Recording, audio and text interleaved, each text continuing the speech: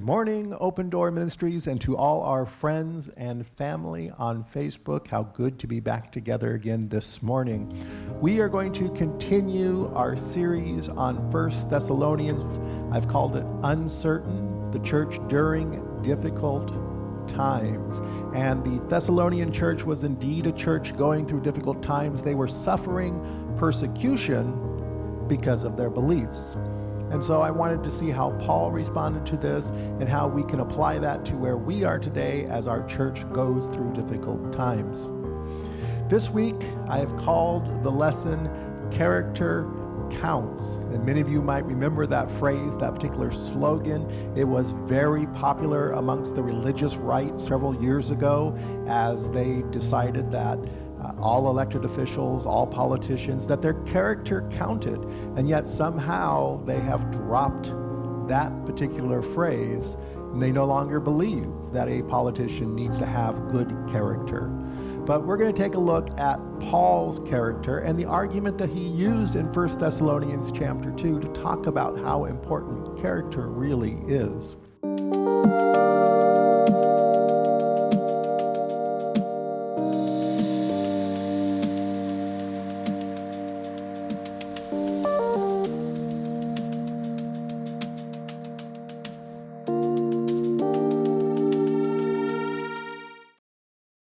All right, Scamvangelists. Here I go. I'm going to talk about Scamvangelists. Now, I got to tell you, every time I talk about Scamvangelists and some of these people that I name out names, I get emails or I get comments on my blog or upon our websites and things like that telling me what a horrible person I am for attacking such a wonderful man of God.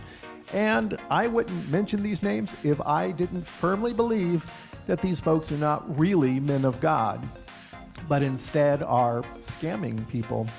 What I have here is a couple of pictures. One, it's Elmer Gantry. For those of you who remember that older movie, Elmer Gantry, Burt Lancaster playing a evangelist who goes from town to town, whipping people up into a frenzy and passing the collecting plate and getting a whole lot of money at the same time. Meanwhile, the persona that he plays on stage to his church audience is very different than the way that he is in real life. And of course, we would see a more modernized version of that later on with Steve Martin. He did it as a comedy, Leap of Faith, where again, he plays one of these scamvangelists who go out there and they promise everything. He's making fun of the prosperity gospel and they promise great wealth to everybody. And yet in reality, Steve Martin's character on stage is a very different character than the one that he is off stage. So just kind of a couple examples from fiction, but if we were to talk real life, I might mention people like Jim Bakker, who plays to his audience's fear, the fear of hell, the fear of the rapture, the fear of the tribulation, the fear of COVID-19. He was convicted of fraud and went to federal prison for fraud. And after he gets back, he jumps right back into the ministry again. And I would assume that he did it because that's where the money is at. And he's recently having problems with the law again because he's selling a fake COVID-19 cure. Or you can go for somebody like Kenneth Copeland, again, another preacher of the prosperity gospel, which I believe is a very dangerous gospel. This prosperity gospel that here he is telling people, you better not stop sending in your tithe, even if you're unemployed. Even during this time of this COVID-19 pandemic, you keep sending your money because it's not your job or the government that's your source. It's God who's your source. So you need to keep feeding that money. And of course, he wants you to send it to him because he does need another jet. Or my personal favorite, Peter Popoff. I'm always talking about Peter Popoff. This guy was debunked back in the 70s as a total fraud. And he still continues his ministry. He's been kicked out of several places and come back, but he continues to do his ministry, scamming people out of money. Recently, I got a fundraising letter from him. It wasn't really saying this is a fundraiser. What it was saying is, hey, God told me that you need money, so here's what you need to do. You take these pictures and you do this and you do that and you do all these different things, and then you send it all to me in an envelope with a check, with some money, and God will bless you and you'll be rich. And so he sends out hundreds of thousands of these letters to all kinds of people, scamming money off of them, promising them prosperity when there is none. And of course, I've put a picture of Jack Schaap up here. For those of you who don't know Jack Schaap, he is in a jail right now. He's in prison right now for an illicit affair that he had with a minor, basically statutory rape. He took a minor across state lines to have sex with her. And he had courted this minor, and he had sent her all kinds of letters and emails. This is not the kind of behavior that a pastor should be involved in. And recently he came up for parole. He's asking for a lesser sentence. He said he thought the sentence was too hard. And here was his reasoning. I was punished too severely because it wasn't really my fault, it was her fault. She seduced me. And so he blames this child that he raped of seducing her. This is a man who should be nowhere near the ministry, and yet there are already people, former members of his congregation, who are willing to take him back because he's repented. He said, "Oh, God, forgive me." And they said, "Well, he's gotten forgiveness. Let's just take him right back." And I can pretty much guarantee if he gets back, he will start abusing again. So I really worry about the character of some of the people who proclaim themselves to be leaders in Christian ministry, because I believe their character ends up damaging the very message of Jesus itself. There are so many people who will no longer go to church. They refuse to go to church anymore. They say, "I'm done with church. I used to go to church. I'm done with it." And the reason that they're done with church, it's the character of their ministers, the character of their elders, the character of their deacons, the character of the people sitting in the pews. They see too much church politics, too much focus on acquiring goods. They see too much damnation, too much condemnation against people. They see too much politics in the church. And they're done with church. And I believe it comes from the character of the people leading those churches. And that character indeed counts.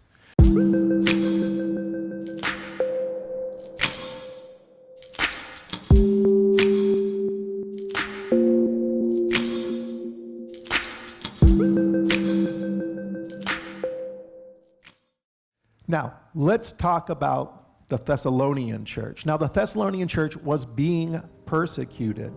They were being persecuted for their message because they were considered bad citizens of the city. They were considered bad citizens of the empire. And so they were being persecuted. And part of that persecution was an attack against character. The character of Paul, the character of Silas, and the character of the Thessalonian Christians were being called into scrutiny. They were saying that these folks, they're fakes, they're just trying to take your money, they're trying to take advantage of you, they just tell you what you want to hear, they're trying to impress you with their fancy words. You've been scammed. And all of you guys who fell for it, you're stupid because you fell for it. You fell for a bunch of scam artists. And so Paul needs to respond to these criticisms that are coming against the Thessalonians, these criticisms that they're hearing about him. Now, it was not uncommon in the Roman Empire at this time that there were itinerant teachers, these traveling teachers who would go from place to place, and they would try to gather crowds, and they would try to gather followers, and they would try to gather money. And they would pretty much go out there and they would say things that would get the crowd all riled up and make them get all excited. They were sort of the Omer Gantries of their time. They went out there to hype up crowds, to entertain crowds rather than to actually teach crowds. And the same with some philosophers. There were some traveling philosophers who went around and they told people what they wanted to hear so that they could gather a following and, of course, gather pay along with it. So the real question is, and this ends up going out to a lot of people who are ministers or who want to be ministers, or even to the average person sitting in a pew. What is your ethos? And when we talk ethos, it's not just what are your ethics. When I use the word ethos, I'm talking about what is your character, but also how do you live that character out in your everyday life? What is your ethos? What's your character? How do you live in everyday life? How do you live not only when you're on the stage in front of people, but how do you live when you're off that stage as well? Because the way you live, what your ethos is, will affect the gospel and how successful your ministry truly is. So in 1 Thessalonians chapter 2, verses 1 through 2, this is what Paul says. You yourselves know, brothers and sisters, that our coming to you was not in vain, but though we had already suffered and been shamefully mistreated at Philippi, as you know, we had courage in our God to declare to you the gospel of God in spite of great opposition. Now, just a couple of things I want to point out about this. One is the word vain. Paul says, we did not come to you, and it was not in vain, that we didn't come to you in vain. And there's two possible meanings for this word vain. When you look at the word vain all throughout the Old Testament, all the Hebrew words, and you look at it in the New Testament, all of the Greek words, usually it's a translation of either a Hebrew or Greek word that means either nothing or worthless or emptiness. And it can have two possible meanings. One, it can be like conceit, self-conceit. I did it for selfish reasons. I did it for greed. I did it for my own personal profit. I did it to make myself look good. I did it so people would flatter me. Those are all considered worthless and empty things. In the book of Ecclesiastes, Solomon writes about all the things that are empty, that it's all vanity of vanity. There's all this greed, all of this personal profit, wealth, the flattery of people, popularity. All these things are considered vain or empty or nothing. So in one sense, Paul could be saying that. If this is a continuation of his thought from the previous chapter, then he's basically saying, I didn't come in self-conceit. Or we could say that it is that that his coming was not in vain, that the Thessalonians had produced fruit, that they had grown, that they had changed, they had transformed, that his ministry was not in vain. There was an actual real result in that they had changed and transformed into the image of Christ. So we can go either way on this, that Paul is not being conceitful, or that his ministry was very successful. Could be a combination of both. I'll leave that up to you to decide which one you think fits better. So Paul says, I didn't come in vain. And you know that I was shamefully mistreated.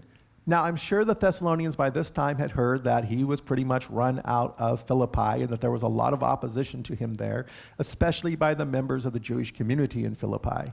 So he was shamefully treated in that area, and he had probably heard it. And there were probably rumors going around about Paul about what kind of person he was, that he was a rabble-rouser, that he caused trouble, that he wasn't a good citizen, that he wasn't a good Roman. So he had sort of a reputation following him, and probably at this time the Thessalonians had heard it. And when Timothy came to talk to the Thessalonians, they probably asked him about it. But Paul is reminding them, this is what happened.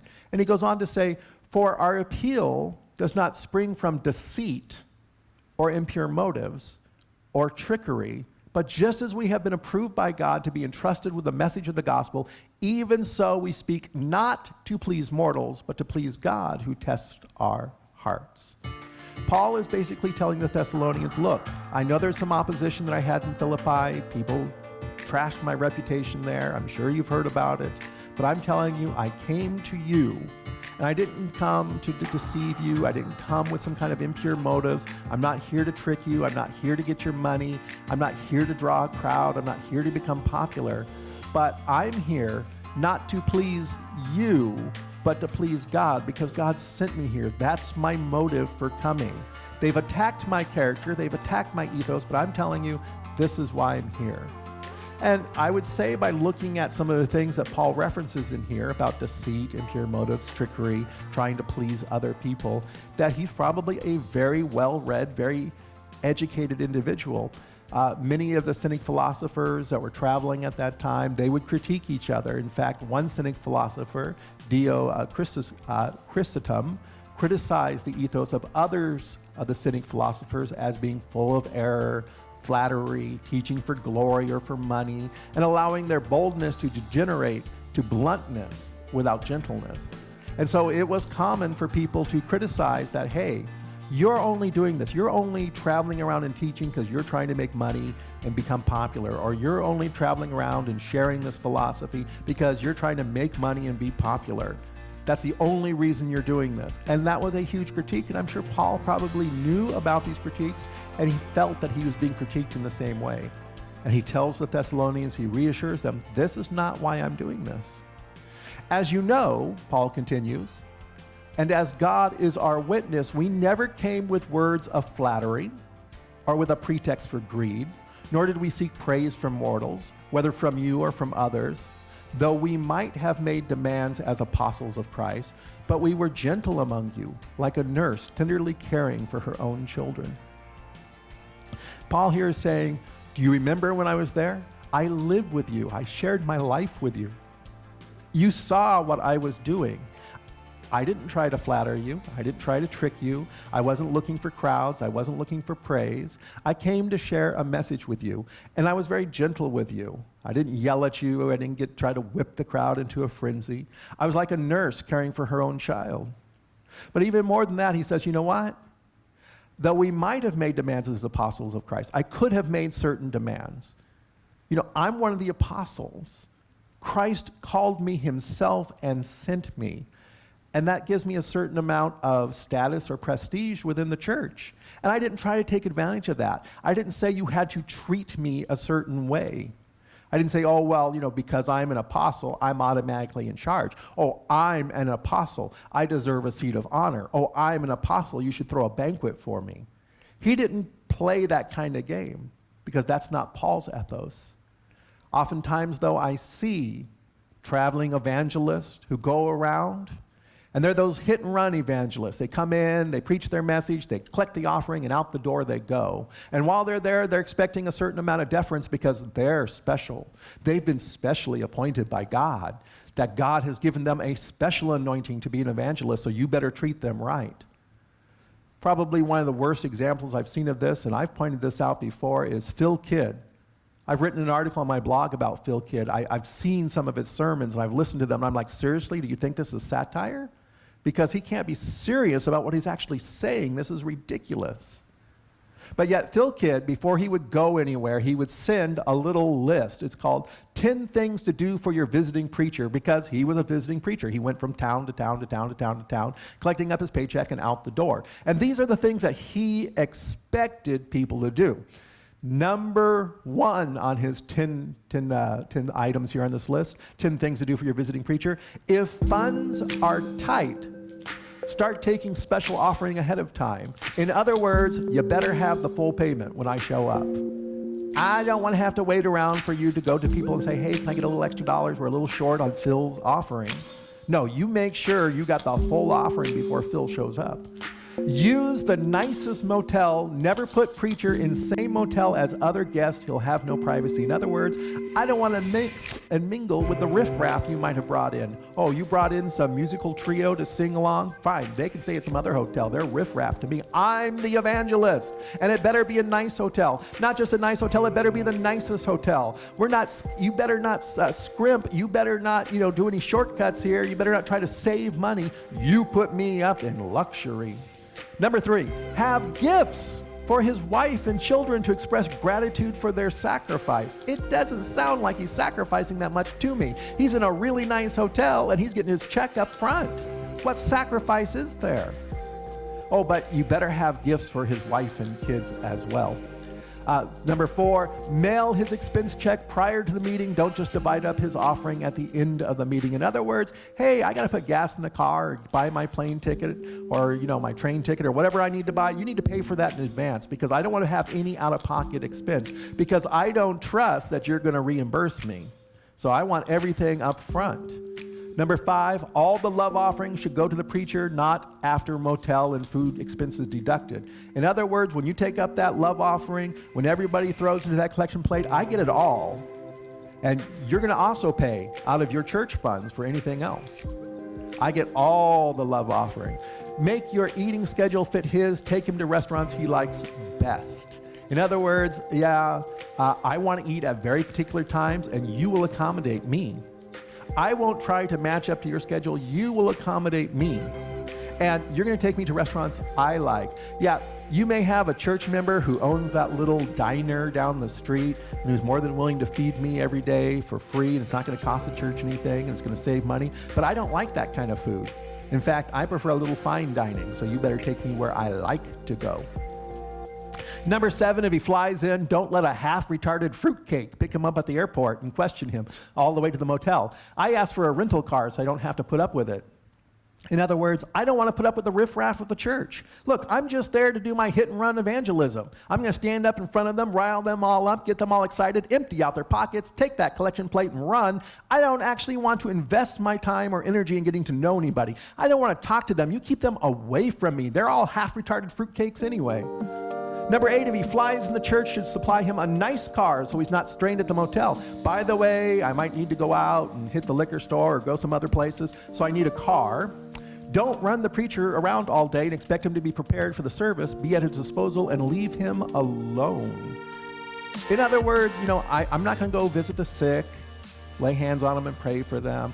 I'm not going to go meet the women's group. I'm not going to go do any of these other things. I'm here for one purpose only. I'm going to give that message in the evening. The rest of the day is mine. Don't you infringe upon it. That's all you paid for. I don't give you any extras. And by the way, you're at my disposal. So if I need something, I'll call you. You fetch and carry for me. And number 10, ask him if any of his clothes need to be dry cleaned. Many cleaners offer a one-day service. Hey, do my laundry for me too. By the way, there's a picture of him. I keep looking at that picture of him with his little rebel flag gloves and tie, and I'm just like going, what kind of idiot are you?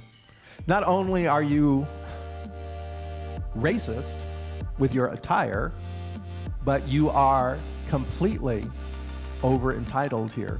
You are the most entitled person I've ever heard. I don't care if you're an evangelist. You don't deserve some kind of kingly treatment for coming to my church. I know so many true servants of God who have served in small churches, many of them without pay, simply because they love God. And this kind of person who sends out this kind of message is that I only care about the money. I don't care about the people.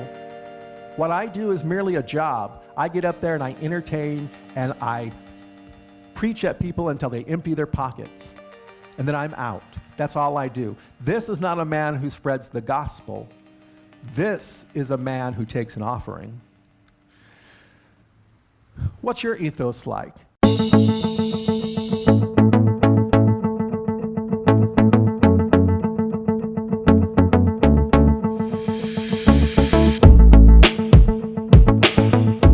Leadership's character counts very much. And so does the congregation. I see too many career pastors who this is their job. And they sell and they sell and they sell one product after another. And they run the church like a business designed to create product and sell it. That's not the right ethos either. It's not a business. The church is not a business.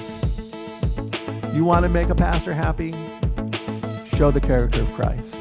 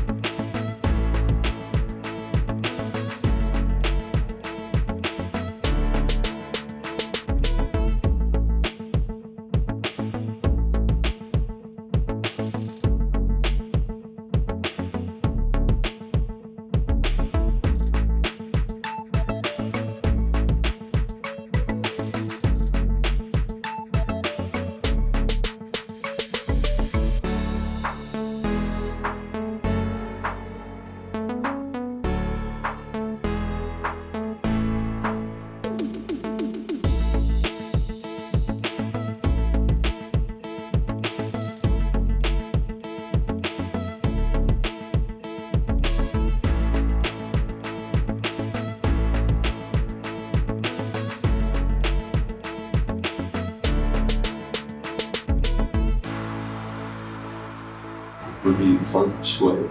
Feng shui. Feng shui.